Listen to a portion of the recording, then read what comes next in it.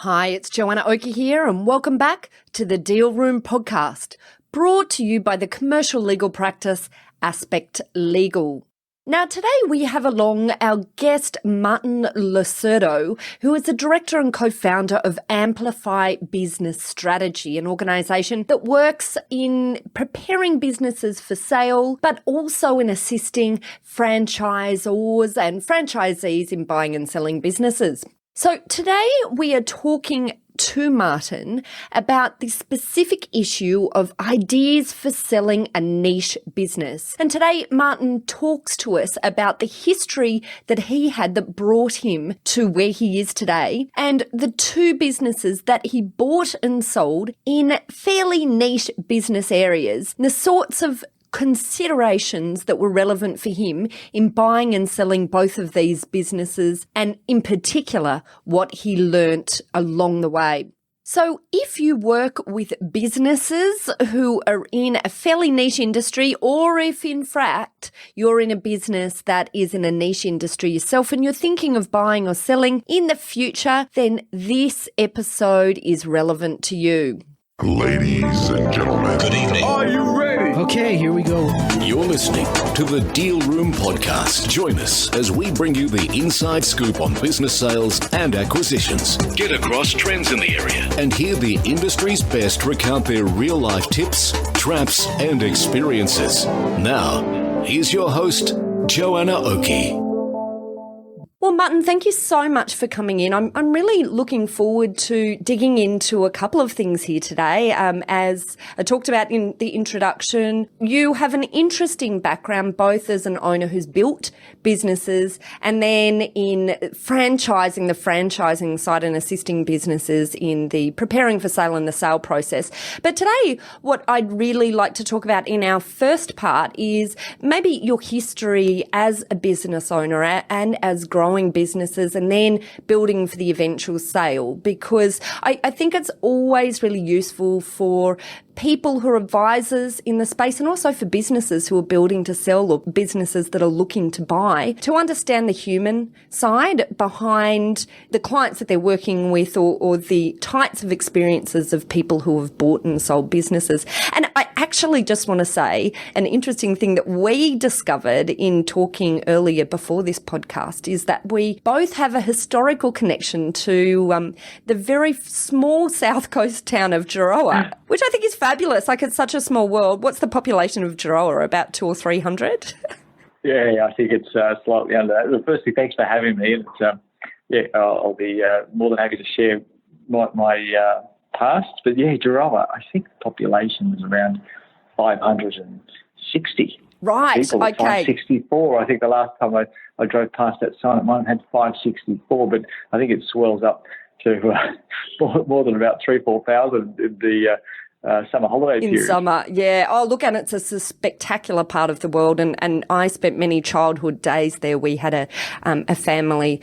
My grandparents had a family fun house in Jirowa, so we spent our childhood there near what your business was in Jirowa. So I guess that sort of brings us full circle. Maybe tell us, Martin, a little bit about your background in owning and growing businesses, one of which was the fabulous business in Little Jirowa. Little downtown Jirowa. Yeah, well, I suppose my first experience with business, and I've been quite experienced in family businesses. So my first experience was actually in the meat industry, owning a family-owned retail and wholesale butcher shop and meat business. So that was very interesting. I suppose that's how I learned of what to do in small business. All the mistakes and successes that I achieved. It was a lot of good fun. And dealing with customers, dealing with staff. It was quite a while ago now. I think it was about 97. I think when I exited that business. Yeah, and then moved on to another business in Jirowa, as we mentioned. Right. Okay. Well, look, let's start with the meat business then. So how long did you have this meat business? It was just under 10 years. So 10 years? 9 years. Right, okay. Just under 9 years. And it was a business that grew from a one-person business to have about 6 people full-time in the business and a couple of casuals as well, and grew to a substantial turnover, and it was a very profitable business. But at the time when the decision was made to exit the business, we virtually outgrew it and looking for the next stage of our business career. It really was difficult to find a successful way to exit. So we sort of started scratching our head and what were the issues that you faced? So I guess you get to an emotional point where you say, well, you know, we want to be doing something different. We're done with the day-to-day of what we've been doing every day for the past decade. What issues came up for you in working out exit at that point? One of the major critical trigger for us was not actually having control of the premises. So it was a property that we leased. And it's an interesting thing. I see a similar theme for business people today and every day that having control of the lease or having a long-term plan with the lease is critical. So we were at the stage where our business was thriving. We had a bit of a letter, a tap on the shoulder to say, hey, we're not going to look at renewing beyond this particular date. Right. And we're looking to redevelop the property. Uh-huh. So they did at the time sort of suggest, look, these are the alternatives for you. However, they weren't alternatives that we were immensely happy with. We were actually looking at growing and getting a bigger premises, and that wasn't on offer at all. In fact, there's probably going to be a reduction of size in square metres in the premises that we had if they were to relocate us to a newly developed shop, if you want to call it. So that was a major trigger. And then from there, the thoughts and discussions around, okay, what do we want to do next? You know, what's the next chapter of our business life? So once we sort of brainstormed and again, I was in a family business with a couple of other family members. Once we were in a room brainstorming what we're going to do next, and this is maybe just making it very simple here, it was probably a series of discussions over a few months. That we thought, well, maybe the best thing is to just exit this business and start again somewhere else. And that's what we did. We put the business up for sale. Now, when we put up for sale, it was interesting because we looked at the time, local brokers, business brokers, and they just didn't seem to have the relevant experience in selling a meat business, a butcher shop, a food type business that was in our space. Nor did we feel confident if we put it out in the marketplace that there was an abundance of buyers. Now, the context to this was, at the time, in the late 90s, there was quite a few butcher shops that were closing down, a little bit of negativity around the industry because of the major supermarkets that were actually growing their presence and growing their sales in meat promotions. They were just, if you were to name one of the larger supermarkets, they used to just buy in their packaged meat. Now they started having their own processing in their stores, their own butchers in their stores. So it's quite a competitive space. Although our business wasn't affected by the major retailers, major supermarkets, the industry was. So that was the context. And so we thought, well, it's going to be really difficult to get a sale price that would reflect what we thought was the value of the business. So the best way that we thought, that I thought we could achieve this was actually position the business to key staff members. So to have one of the managers buy the business. Right. And that's what happened. And that's what we did. We presented it to them, and that's how we sold the business. So effectively, it was a management buyout, I guess. Effectively, in a different context, I would have preferred to put it on the marketplace. Yeah. To achieve a higher sale, but I just wasn't confident that there was a broker at the day that would be able to represent us in that industry. Things have changed, in brokers in general. You do find it's more of a developed and evolved industry, so different brokers have different levels of experience in different industries. At the time, that was our exit, and that was a successful exit. This is really interesting because I think many business owners are faced with this issue when it comes time to sell, particularly if they've got a niche type of business, about really working out who is my buyer? How do I find that buyer? How do I find the person that really wants the type of business that I've got? As I said, specifically if it's a niche type of business, which obviously a meat supply business must be. As we were discussing a bit before recording the podcast, you made an interesting comment that this is the example of a type of business that it doesn't have a broad market in terms of possible buyers out there. Yeah, definitely. If I could use the words I used back then, it wasn't a real sexy business to be involved with that. Everyone wanted to jump in and buy. Interesting, though, Jonah, that experience has stayed with me because it's one of the reasons and motivations of doing what I currently do now. At the time, really the business brokers, whether it's one or two or three in the area, really only sold cafes or takeaways. That was really it. And our business didn't fall into this category. And hence, and without talking too much about my current role, but it enabled me to understand more about business, be trained in business administration and have various experiences that I can actually bring to the table for business sellers today that weren't available to me back in the late 90s.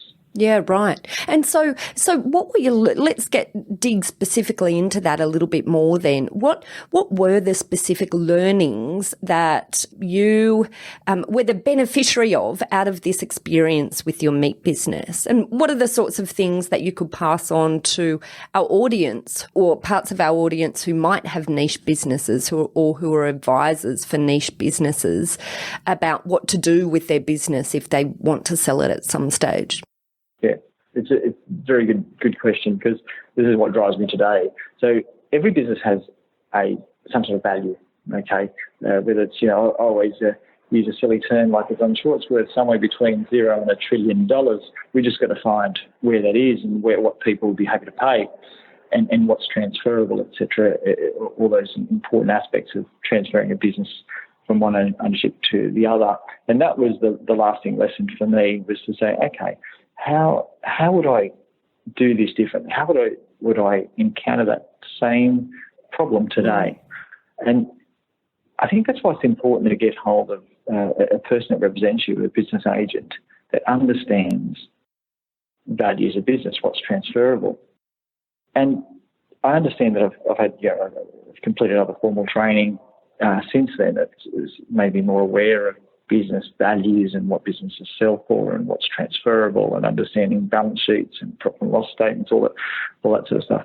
So getting hold of somebody that understands your business, understands the value of it, what's transferable is really important. And hence why we don't, in our business today, we would not take on a business if we don't see their financial statements, if we don't understand the assets that are transferable in that business. We won't take them on because we want to make sure we present a business professionally.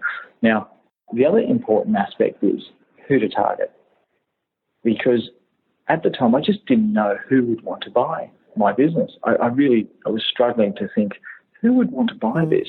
So having the experience and the confidence, really, because I was in my late mid-20s at the time, so I probably didn't have the confidence to do it. So I think about having someone to represent you, an agent that has experience, actually write a bit of a hit list to say, okay, who are the likely buyers? I need to reach them. And it's not just about having a listing and putting it in the newspaper, I know that's what happened in the day, and it's still somewhat happens today, but it's not just having a listing on a business directory site on the internet and hopefully 3 people applying or 7 people applying. It hopefully gets a bite or a candidate that puts in the inquiry. It's more about being proactive. And, there's the passive advertising and marketing that we'll do, put the business on some major business listing sites. However, creating a hit list, actually thinking about who are the likely buyers of my business. I need to reach them. Now, whether we use social media or whether we actually just pick up the phone and contact them and just be direct about it. Say, hey, have you thought about growing your business via an acquisition? Because this business here might be one you want to consider. It's a bit old-fashioned, but still works. It's a matter of making that hit list and reaching out to them. Now, whether that buyer is in your town, away from your town, like in another major capital city or interstate, we just got to reach them. And so, and that's motivated as me. a practical application of what you're talking about then here, if you were talking now to your younger self who is selling the meat business, what tips or suggestions would you give your younger self about how to compile that hit list? Yeah, good question. It's a matter of just really taking time out to think about who the type of person is would buy this.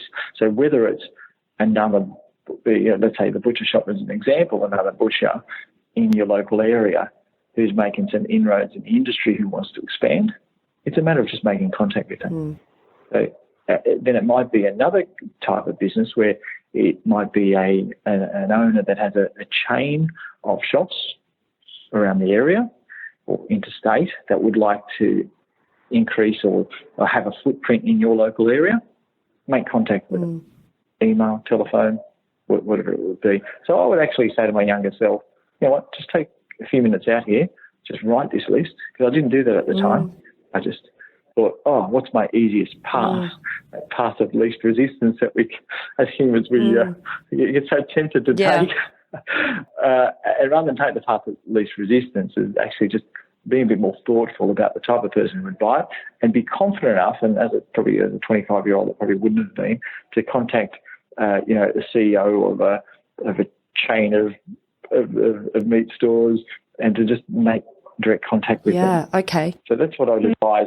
Take the time, construct a hit list, and make contact with them in a timely manner. Yeah, okay. And of course, your eventual buyers who were the staff could be part of that list as well. But I guess what you're saying here is about going through a brainstorming process so that you can build some sort of potential competitive tension if you've got a number of possible buyers rather than pinning all of your hopes on the one horse, as it were.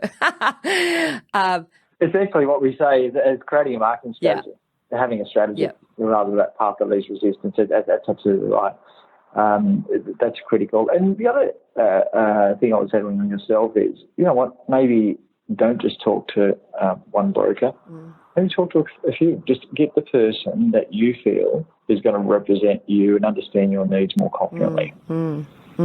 Because sometimes not all the business owners have time to be able to actually do that or feel that they've got time to do that. So as a business agent, that's what people outsource us to do for them. Yeah. And so I guess, a great question for people who are here looking to sell their business and trying to think about the sorts of questions that they can use in speaking to brokers or other advisors is, in what way can they help them brainstorm or strategize potential pools of buyers that will be relevant for their business? Yeah. So I think the first point is just to probably make a time to meet with the broker. And different brokers have different experiences, and depending on what industry that you're in versus or pitted against what experience the broker has as well, their contacts in your local area. More importantly, is to get on the same page as the broker, as your agent, understanding that what you think the business may be worth is very similar to what the broker may think it's worth. In getting an appraisal for the business, that would be definitely the first port of call that I'll be doing. Understanding what someone else thinks the business is worth is really important, because we all have our own sense of what we think our assets are worth versus what a buyer thinks they might be worth. So a competent broker will actually think about, okay, what would a buyer somewhat value this business, or what would they be prepared to pay for it? And I think as an owner, you need to know that. You need to get some sort of indication of what the market would be happy to pay for your business. Because you might even decide that, it may not be worth selling. It may be worth just keeping, or maybe worth transferring to another family rather than selling in the open market if you don't believe it's going to be valued as highly as what you think. And look, it's really interesting because almost every guest that I have in this podcast who is an advisor to business in some way, you know, whether it's an exit advisor or an accountant or a broker, will always make this point as part of the conversation that there's a real disconnect between what sellers believe the business is worth and what the market will pay for the business. So, you know, this is clearly a massive issue. But I think the relevant point out of all of this is not so much just for businesses to lower their standards, but also to think like a buyer and to think about how, if they have a particular dollar figure in their mind, how it is that they can convince a buyer that their business is worth that. And that might mean making changes to the business in time before the sale process in order for it to turn into a business that a buyer also believes is worth the amount that the seller believes.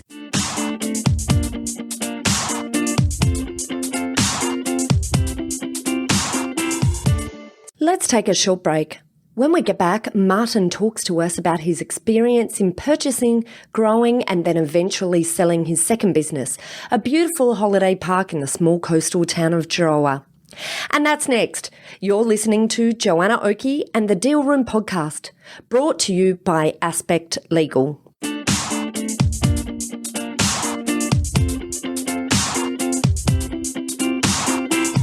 Aspect Legal has a number of great services that help businesses prepare for a sale or acquisition, to help them prepare in advance and to get transaction ready. We've also got a range of services to help guide businesses through the sale and acquisitions process. We work with clients both big and small and have different types of services depending on size and complexity. We provide a free consultation to discuss your proposed sale or acquisition. So see our show notes on how to book a time to speak with us, or head over to our website at aspectlegal.com.au.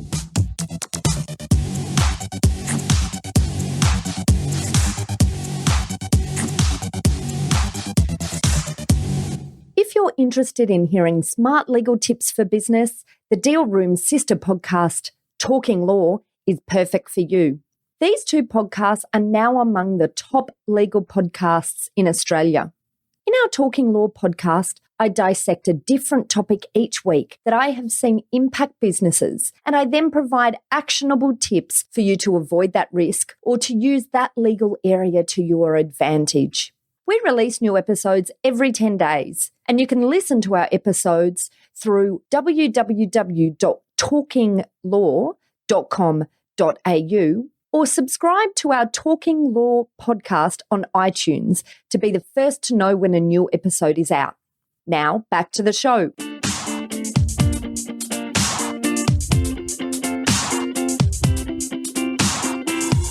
Welcome back. Earlier, we talked about Martin's background, how he started as a business owner in the meat industry, growing a family-owned butcher shop in Jirowa.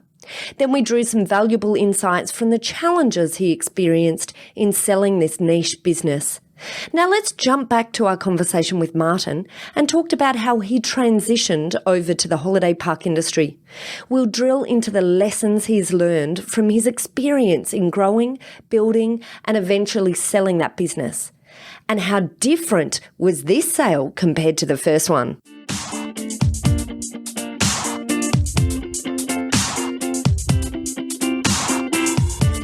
Now, let's change gear a bit, perhaps, and talk about your second experience with building and selling a business then. And where did you go after this meat business? You sold it to the employees, and then what next?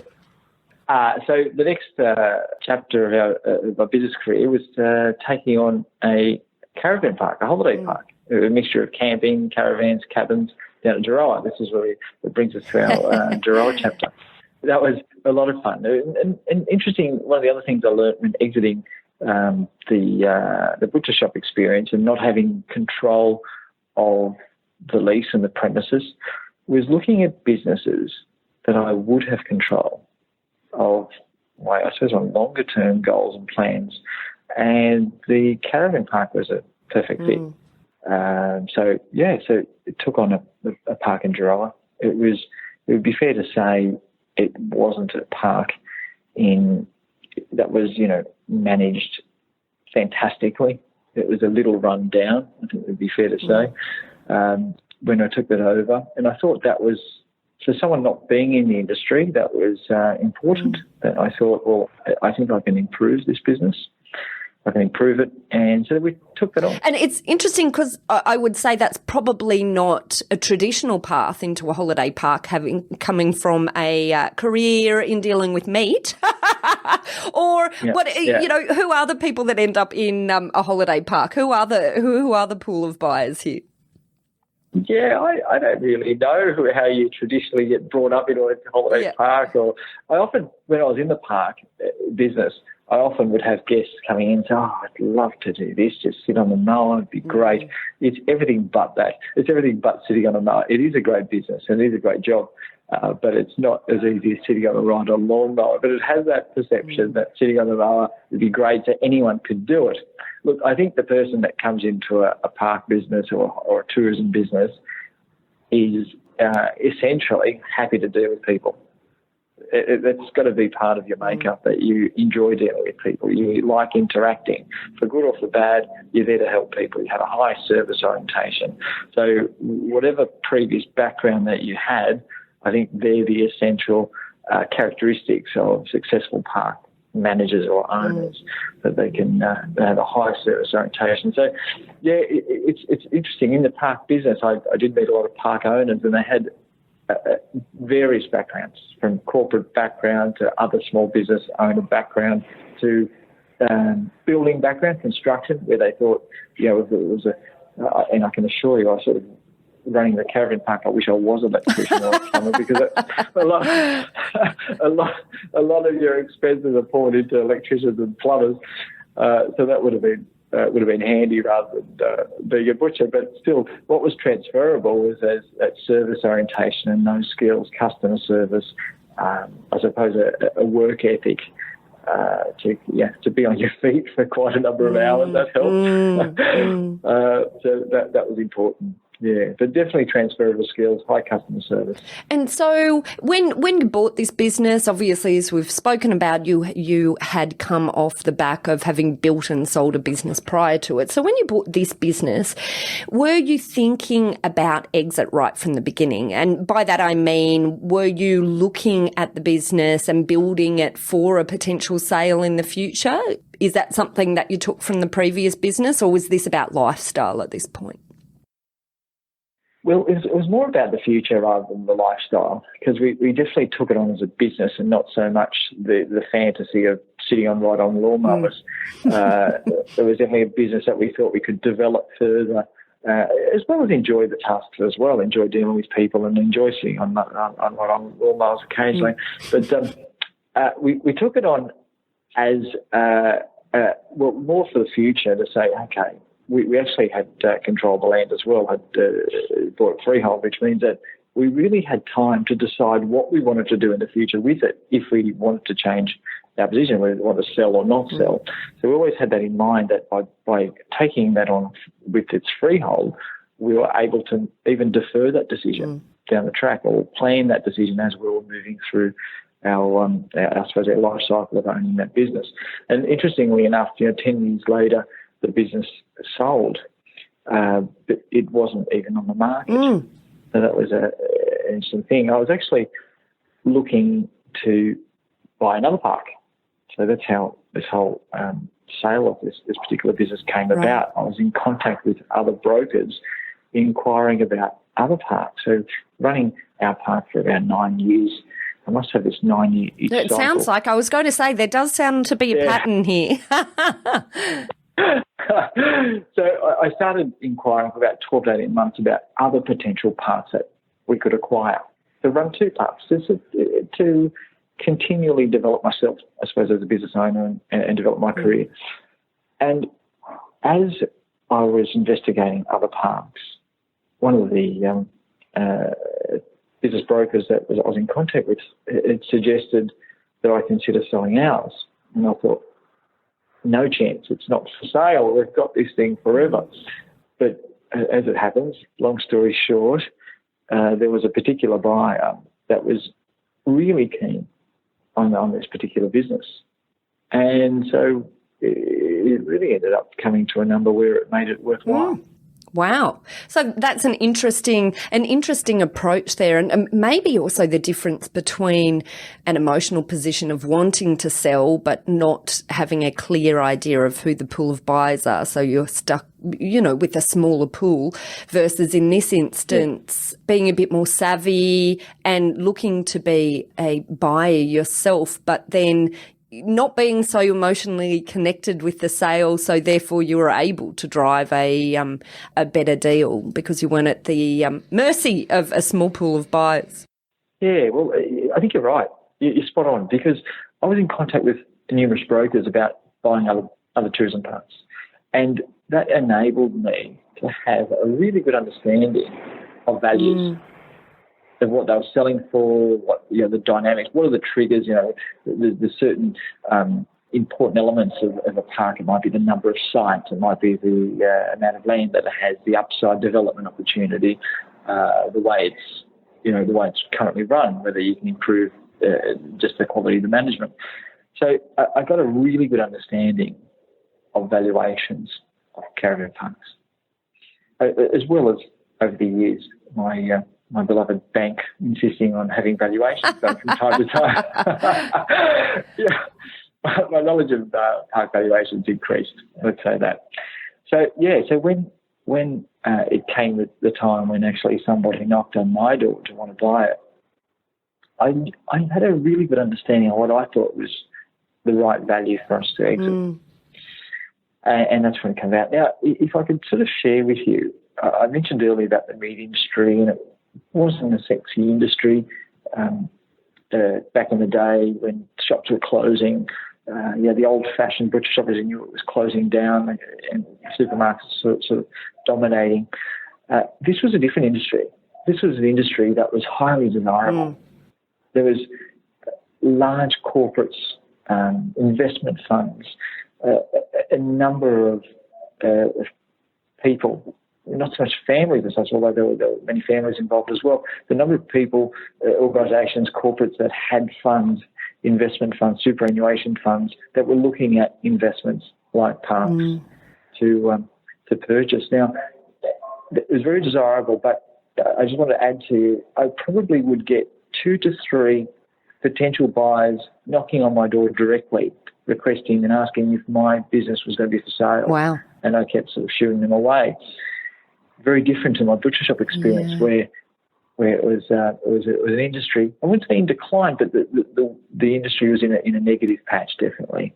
But the tourism industry, the holiday park industry, was flourishing, and still is today. It's still one of the strongest investment categories there is, and I'm not providing any investment advice at all here, but I only myself as a first-hand owner of that business, I found it extremely satisfying. Okay, all right, great. Well, look, thank you so much for all of those insights, Martin, and we'll have you back for another podcast where we'll specifically talk about franchise as a business model, as a type of exit strategy, as it were, for businesses, and what it's like to buy a franchise. So we'll talk about the franchisor perspective and the franchisee perspective. But I guess just in summary, perhaps to summarise some of the things that we have talked about today, I'm feeling that some of the action tips that you might suggest, and feel free to throw in here if you think of any more, Martin, is firstly, right at the time of choosing a business and a business model, start with the end in mind. So pick a business that's desirable, that has a large pool of buyers to make it more saleable. So it sounds like this was the fundamental difference in many ways between the holiday park business, where you had people knocking on your door, versus the meat business, where you were struggling for ideas as to who a potential buyer might be. Yeah. So throw in anything else if you had anything else there to say. Well, I think you're right. Yeah, you're right. That's really important to have the end in mind. One of the other important things to have going your way, no matter what industry you choose, is to really enjoy it. Yeah, enjoy it. Without enjoying That's a good one. the chance of success actually is removed.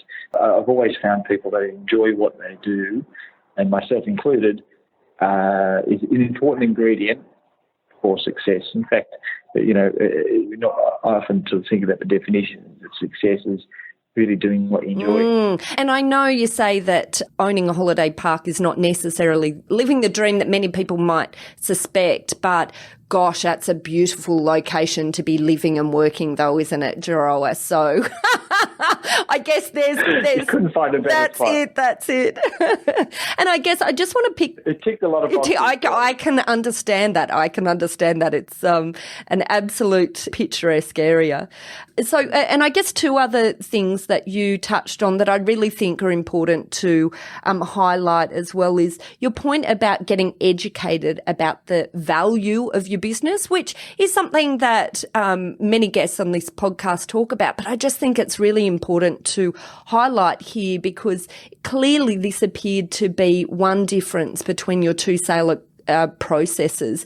Your education about the value and your understanding of the process of the sale made you a much more sophisticated seller, I would guess, and therefore opened up more doors. And then the last element that I wanted to highlight that you spoke about is back to this concept of brainstorming the potential pool of buyers and, being really forthright in approaching them. Now, many people who are business owners don't feel comfortable in doing this process themselves in terms of the sales process of their own business. And indeed, in many times it might they really aren't the best people who should be making contact. But it's important, I guess, to at least consider this as a process and to engage advisors to assist with the brainstorming and the communication strategies, whether it's a broker, an accountant or other advisor. Is there anything else that you wanted to throw in there, Martin? Well, I think you've summed up pretty well. I think getting advice is important. And quite often I have seen it happen where people are reluctant to get advice because it does cost money at times. But you can start with just using the people around you, people that it's a very close friend or family member that have had business experience. It's really important. I often think, and I of a particular quote, and I think it might have been a Newton quote, if I've seen further than others, it's because I've stood on the shoulders of giants. And I think that shouldn't be underestimated. There's people around you that actually have knowledge. So tap into that and also tap into independent advisors like your accountant, your lawyer, and a business advisor, business broker as well, to understand what your position is with your business. Is it the right time? Is it not the right time? And one of many things, but one thing that we actually advise on, because our firm is a consultancy firm as well, is that we actually help people prepare for a successful sale. So we might actually start a program with it. It might be a year to 2 years out from actually selling. So understanding what the triggers are to provide you as a business owner the best possible sale price. What are those triggers? What are those values? What are those components of your business that you actually improve to then help improve your final sale price that you want to achieve? So that is important. Get advice. Talk to people around you. Your support network. Get your free advice first. But particularly, don't be afraid to spend a couple of bucks on really good professional advice, because it does save you in the long term. Yeah. And look, Martin, if people want to speak to you more about some of these programs that you say that you run, how can they do that? How can they find you? So, look, you can contact me via our website. So, www.amplifybusiness.com.au. We also are on Facebook, LinkedIn, Twitter. But, yeah, you're welcome to call me direct on our main line, 1300 267 287. That's amplifybusiness.com.au. And we'll put all of that, and just to confirm, that's Amplify, FY, amplifybusiness.com.au. And we'll put a link to all of these in our show notes. So if you are driving along, please don't run into the car in front of you trying to jot this down. You'll find it in our show notes so you can click through afterwards. Martin, thank you so much for coming along today. We've had a great chat today, and I think you've given us some really good insights. I really enjoy hearing insights from the coalface of people who have been involved in buying and selling businesses. And I think today has shown that there's some great information that can come out of hearing about people's experiences as they have been building businesses and selling them. And if you want to hear more from Martin, look at our future episodes where we specifically talk about his next move, which was into franchising. And we specifically there talking about franchising both from a franchisor and a franchisee perspective, and also looking specifically at what it means and the issues that are involved in buying a franchise.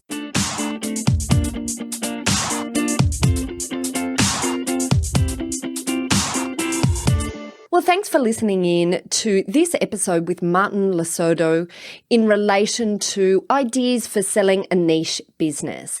If you'd like more information about this topic, head over to our website at thedealroompodcast.com, where you'll be able to download a transcript of this podcast episode if you'd like to read it in more details. And there and in the show notes, you'll find details of how to contact Martin if you'd like to discuss his services for businesses in this area. There you'll also find details of how to contact our lawyers at Aspect Legal if you or your clients would like to discuss any legal aspects of sales or acquisitions. We've got a great number of services that help businesses prepare for a sale or acquisition and to help guide businesses through the sales and acquisitions process. And look, we work with clients both big and small and have different types of services depending on size and complexity. So don't hesitate to book an appointment if you want to find out how we might be able to assist. Thanks again for listening in. You have been listening to Joanna Oakey and the Deal Room podcast, brought to you by the commercial legal practice Aspect Legal. See you next time. Ladies and gentlemen. That will conclude this evening's entertainment. Thanks for listening to the Deal Room podcast. To find out more about this episode and other episodes in the series, check out the show notes or head over to our website at thedealroompodcast.com.au.